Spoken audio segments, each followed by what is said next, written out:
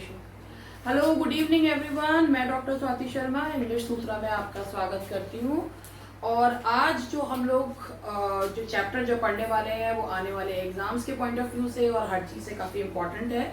तो आज जो हम चैप्टर पढ़ेंगे वो है नरेशन, या जिसे कहते हैं डायरेक्ट और इनडायरेक्ट स्पीच। उसके बारे में मैं आपको बताऊंगी। और इसे चूंकि ये काफ़ी बड़ा चैप्टर है तो मैं इसको जो है वो आपको जो है कंटिन्यू करूंगी। इसको ढंग से समझने के लिए वीडियो को शुरू से अंत तक जरूर देखें। चैनल को लाइक, सब्सक्राइब और शेयर करना बिल्कुल भी ना भूलें। और अब हम लोग आगे बढ़ते हैं बिना टाइम वेस्ट करे कि नरेशन क्या है, क्या चीज है, कैसे है, इसके बारे में मैं आपको समझाती हूँ। देखिए, सबसे पहले नरेशन के बारे में समझिए कि नरेशन का मतलब होता है डायरेक्ट एंड इनडायरेक्ट स्पीच। अब इसकी जरूरत ये होती है, आप जानते हैं कि एसएससी के एग्जाम्स में या जो भी एग्जाम्स होते हैं, जो अभी प्री है एक आता है, जो मेंस है उसमें इसके 34 क्वेश्चंस आते हैं, चाहे सीपीओ का हो चाहे आपका जो है एसएससी सीजीएल का मेंस हो। तो ये काफी एक इम्पोर्टेंस रखने वाला चैप्टर है। और सबसे बड़ी बात इसमें ये है कि ये चैप्टर में अगर आपको ठीक से आता हो तो आपके पूरे के पूरे मार्क्स जो है इसमें आ सकते हैं। क्योंकि इसमें जो है ये नहीं है कि भाई एरर इस पार्ट में है उस पार्ट में, इसमें सीधा आपको ट्रांसफॉर्म करना होता है। तो आप देखिए डायरेक्ट स्पीच का मतलब क्या होता है। डायरेक्ट स्पीच का मतलब है जब किसी के शब्दों को एज इट इज कहा जाता है तो डायरेक्ट स्पीच होती है। डायरेक्ट स्पीच के दो भाग होते हैं, reporting and reported. Reporting speech and reported speech. जो स्पीच इन्वर्टेड कॉमास के बाहर होती है उसे क्या कहा जाता है, रिपोर्टिंग। और जो इन्वर्टेड कॉमास के अंदर होती है उसे कहा जाता है रिपोर्टेड स्पीच। और जो इसका वर्ब होता है इसे रिपोर्टिंग वर्ब कहते हैं, और जो इसका वर्ब होता है इसे रिपोर्टेड वर्ब जो है वो कहा जाता है। जब किसी के स्पीकर के वर्ड्स को अपने वर्ड्स में चेंज कर देते हैं तो उसे क्या कहा जाता है, इनडायरेक्ट स्पीच जो है वो कहा जाता है। अब डायरेक्ट से इनडायरेक्ट में चेंज करने को तीन तरीके से चेंज किया जाता है, change of tenses, change of persons and change of other parts of speech.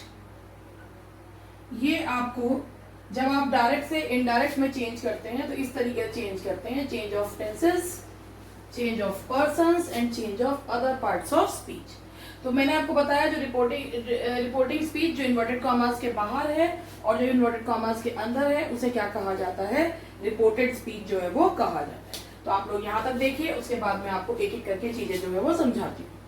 आज मैं आपको चेंज ऑफ टेंसेस से बता रही हूँ कि चेंज ऑफ टेंसेस कैसे किया जाता है। देखिए,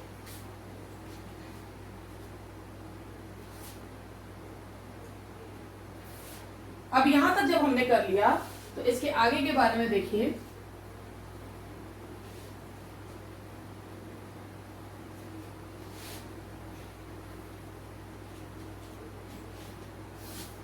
इसके बारे में देखिए,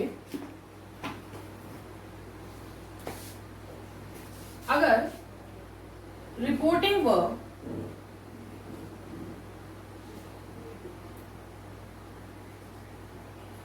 प्रेजेंट में है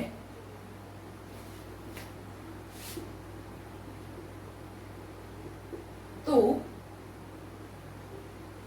इनडायरेक्ट में टेंस चेंज नहीं हो।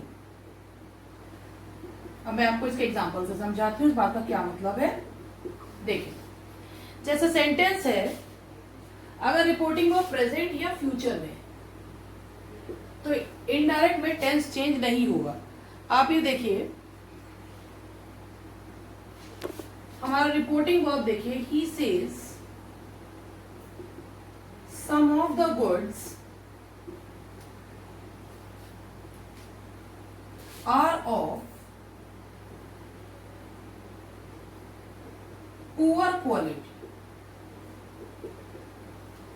अब ये देखिए कि हमारा जो रिपोर्टिंग वर्ब है वो प्रेजेंट में है, तो हम क्या करते हैं, ही सेज को ही रखेंगे, इन्वर्टेड कॉमास को हटाकर हम लगाते हैं दैट, ये नाउन क्लॉज होते हैं हमारे, क्योंकि किसका जवाब देते हैं, दैट व्हाट का जवाब देते हैं. He says that some of the goods are of poor quality. तो यदि आपका रिपोर्टिंग वर्ब यानी कि ये प्रेजेंट में है या फ्यूचर में है, तो आपके रिपोर्टेड स्पीच के टेंस में कोई भी चेंज जो है वो नहीं किया जाएगा. अब आप यहां तक ये देख लीजिए, उसके बाद मैं आपको बताती हूँ आगे की चीजें.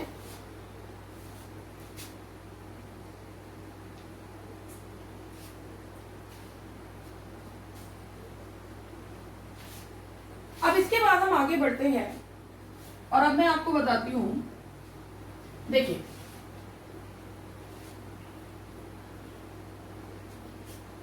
अगर रिपोर्टिंग वर्ब पास्ट में होता है तभी टेंस चेंज होता है, लेकिन इसके कुछ एक्सेप्शंस होते हैं. जैसे मैं आपको बताऊं कि यहां पे मैं आपको एक चीज देख रही हूं. देखिए, इस तरीके के क्वेश्चंस आते हैं. You said Priya kept watching TV till her mother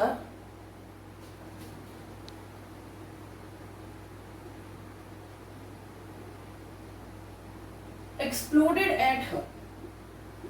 Till her mother exploded at her. अब आप ये सेंटेंस देखिए. एक चीज मैं आपको बता देती हूँ कि अगर सेड आता है तो सेड क्या है, पास्ट टेंस.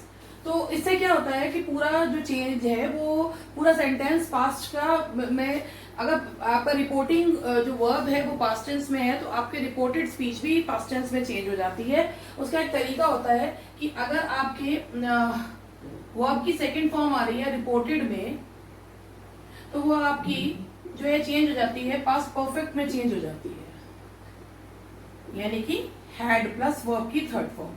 लेकिन जो मुझे समझाना है वो ये समझाना है. जैसे एक सेंटेंस देखिए, you said Priya kept watching. और एक चीज याद रखिएगा, अगर सेड के बाद टू नहीं लग रहा तो टोल्ड वगैरह का यूज नहीं किया जाता, सेड का सेड ही रहता है. You said Priya kept watching TV till her mother exploded at her. अब आपको ऑप्शन में ऐसे दिया जा सकता है, जैसे you said that Priya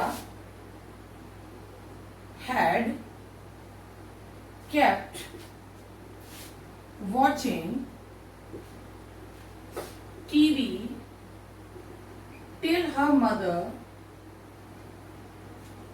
had exploded at her. ये एक आपको ऑप्शन में दिया रह सकता है और आपको लग भी सकता है कि भाई ये ठीक भी हो सकता है, लेकिन अब मुझे आपको इसी चीज के बारे में बताना है. ये सेंटेंस बिल्कुल गलत है. आप इस चीज के बारे में ऐसे समझिए. मैं आपको सेंटेंस के बारे में बताती हूँ. देखिए, इसका जो वर्ब है ये पास्ट में है, तो कहने का मतलब ये है कि चूंकि मैंने आपको बताया था अगर रिपोर्टेड में वर्ब की सेकंड फॉर्म दी हुई हो तो नॉर्मल उसमें पास्ट परफेक्ट टेंस में वो चेंज हो जाती है.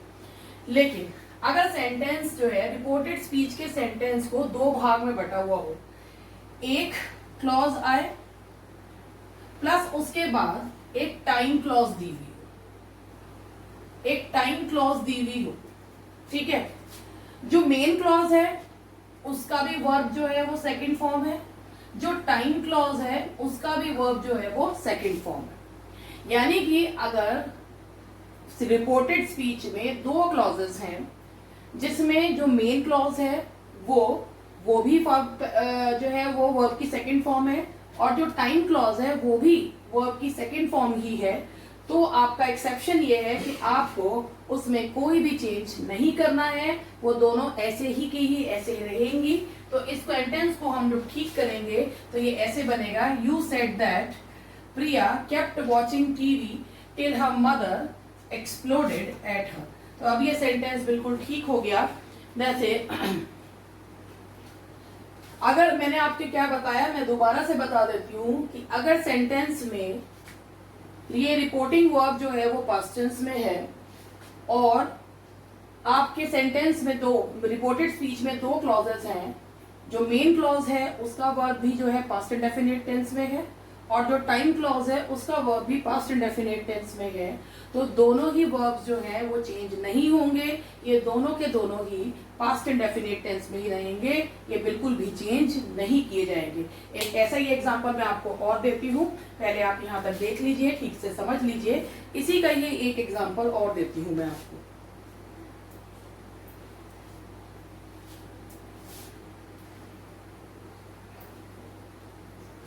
देखिए, अब मैं आपको एक और एग्जांपल दे रही हूँ, ध्यान से देखिएगा। इसी तरीके के क्वेश्चन स्टूडेंट्स को जो है वो कंफ्यूज करते हैं, इसलिए मैंने ये वाला क्वेश्चन जो है वो लिया है। आप क्वेश्चन देखिए। She said, comma, Shilpa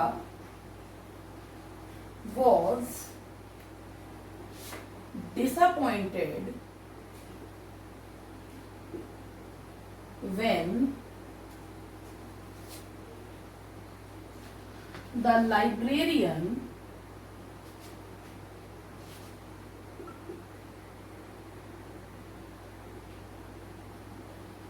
did not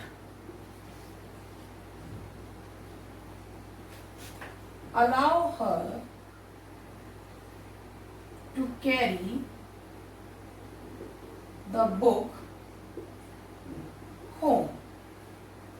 अब ये सेंटेंस देखिए, Shilpa was disappointed, she said, ये हमारा वर्ब की सेकंड फॉर्म की क्या हो गया कि ये जो सेंटेंस है वो पास्ट में होना चाहिए, वॉज डिसअपॉइंटेड।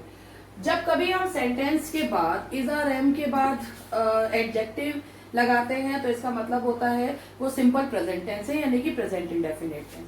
अगर हम वॉज या वर के बाद एडजेक्टिव या नाउन लगाते हैं तो इसका मतलब होता है वो पास्ट इंडेफिनिट टेंस है। तो ये सिंपल पास्ट टेंस है, शिल्पा वॉज डिसअपॉइंटेड, यानी कि पास्ट इंडेफिनिट टेंस का सिंपल पास्ट टेंस है। तो ये शिल्पा वॉज डिसअपॉइंटेड, क्यों? ये आ गई आपकी time clause. When the librarian, जब लाइब्रेरियन ने उसे बुक्स घर नहीं ले जाने दी, तो ये आपका डिड नॉट है, ये भी आपका पास्ट इंडेफिनिट है और ये भी आपका पास्ट इंडेफिनिट है। तो अब आप ये देखिए कि दोनों जो क्लॉजेस हैं, दोनों के ही जो वर्ब है वो पास्ट इंडेफिनिट में। तो क्या कर देंगे, शी सेड दैट, बस she said that Shilpa was disappointed when the librarian। अब आपको यहाँ पर ऑप्शन में ऐसे भी रख सकते हैं कि यहाँ पे हैड नॉट अलाउड भी कर सकते हैं, लेकिन जैसा मैंने आपको बताया कि यदि दोनों वर्ब्स ही पास्ट में हो तो दोनों में से कोई भी चेंज नहीं होगा। The librarian did not allow her to carry the book home। I hope आपको मेरी ये बात यहाँ तक समझ में आई, और इसी तरीके से मैं आप लोगों को इसके एक्सेप्शंस, इस चीज को, सीरीज को आगे बढ़ाऊंगी। अभी आज छोटे छोटे ही लेसन्स जो है वो मैं बना रही हूँ, जैसे आपको भी समझने में आसानी हो, आपको भी जो है वो इंटरेस्टिंग लगे। एक लंबा लेक्चर जो होता है वो कहीं ना कहीं स्टूडेंट्स को जो है वो उनमें इंटरेस्ट जो है वो क्रिएट नहीं कर पाता है। तो आज का जो सेशन है वो यहीं तक, आप आराम से इसको देख लीजिए और इसके बाद हम मिलते हैं आप कल मैं इसी को आगे बढ़ाते हुए आपको और चीजें जो है वो डायरेक्ट इनडायरेक्ट के बारे में बताऊंगी। थैंक यू वेरी मच, मिलते हैं कल।